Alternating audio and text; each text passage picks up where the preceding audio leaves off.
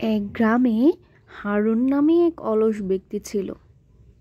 সে সারা দিন শুয়ে বসে ঘুমিয়ে কাটাতে ভালোবাসতো। সে এতটাই অলস ছিল যে ঘুমানোর সময় জুতোও খুলে ঘুমাতো না।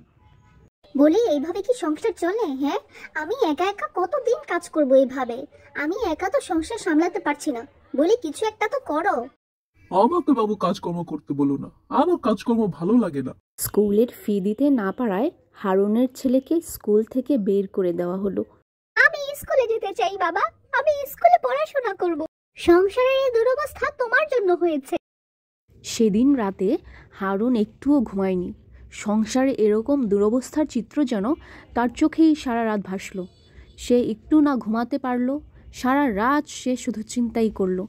পরের দিন সকালবেলা বাজারে গিয়ে মোড়লের কাছে তার খেতে কাজ করার কথা জানালো।